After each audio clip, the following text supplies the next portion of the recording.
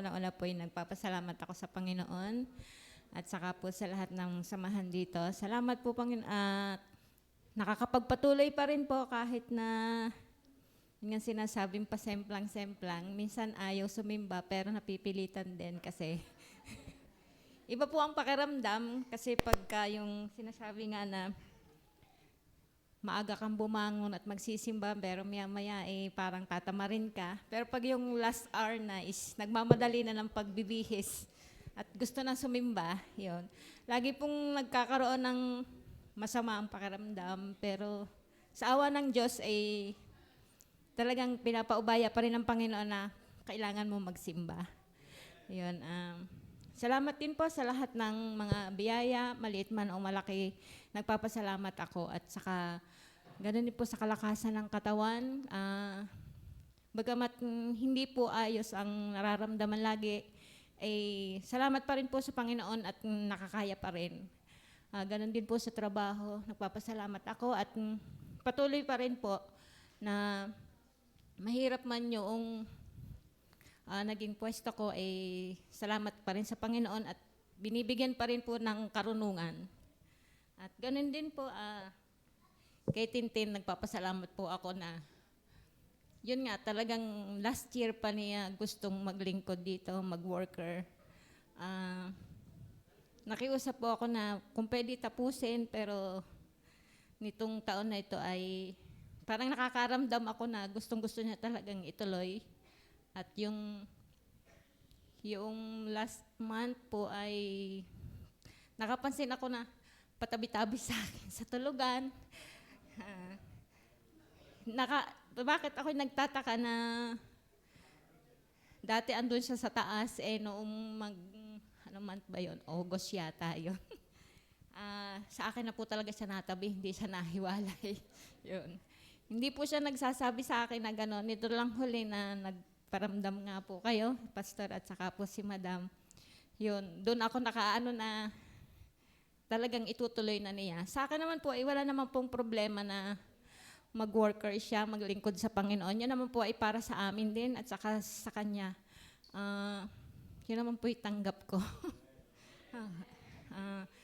Maano lang po sa akin, nabigla lang ako kasi napaguhan ako sa higaan, saka sa bahay. Yung pong tuwi na lang dadating yung alas 9 ng gabi, alas 8, yun. Nung una talaga ako'y nababaguhan doon, masama ang pakiramdam kasi sanay ako na nauwi siya ng maaga pagkakagaling sa school, nasa bahay na siya. Nito pong huli, laging ganong oras na dating, hindi po nababa ng alas 8, laging alas 9. Tapos sabi lang po naman niya sa akin lagi, Mama, nasa church lang ako. Kung wala ako doon, nasa Bible study.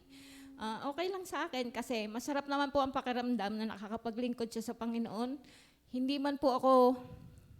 ko man po nagagawa yung kanyang mga nagagawa, nagpapasalamat po ako sa Panginoon kasi kayang-kaya niya yon at nawa po ibigyan pa po siya ng lakas ng katawan, karunungan at saka po yung kanyang nararamdaman gumaling na. Yun, basta salamat po sa Panginoon at talagang kinakaya niya kahit na po siya gano'n na gustong-gusto niya talaga dito na ang paglilingkod sa Panginoon talaga, sabi niya, priority niya. Kaya sabi ko nga sa kanya, paano ba nalalaman na ikaw ang isang tao ay calling? Yun. Pinaliwanag po niya sa akin na pag daw po siya nagbabasa ng Bible, pakaramdam daw po niya talagang siya kinakausap ng Panginoon. Yun naman po pinag-aaralan ko rin tuwing gabi. Bago ako matulog, nagbabasa po ako ng Bible. At saka sa gabi po kasi malimit ako magising. Sa tuwing magigising ako, nagbabasa ako. Lagi ko pong ginagawa yun. Wala pong liban yun tuwing gabi. Kahit na nga po minsan talaga humihingi ako ng gabay sa Panginoon, ipaunawa mo sa akin ano bang mga ibig sabihin ng mga binabasa kong ito. Yan, kasi kalimitan po talaga hindi ko siya nauunawaan. Dati po kasi pinapa-explain ko kay Tintin o kay Ryan na i-explain nyo nga sa akin kung ano bang ibig sabihin ito. Kahit ako'y matanda na hindi ko talaga naiintindihan yung iba. Kaya pinapaliwanag naman po niya sa akin, May naiinawaan, meron ding hindi. Hanggang sa ito po talaga, hindi ako nakakatulog na hindi ako nakakapagbasa. Bagamat hindi po ako bulay doon sa ating GC, yun po binabasa ko lagi. Hindi ko man po magawa yung talagang gusto na mag-share ako doon. Ako po humihingi ng kapatawaran kasi hindi ko po talaga yung maglagay po doon kasi baka mamaya magkamali ako. Yung mga worry po na naiisip ko, hindi po talaga mawala. Pero yung pagbabasa po doon talaga, yun po hindi naliban. Yun po, salamat po sa Panginoon at talagang nakakapagpatuloy pa rin. Yun po.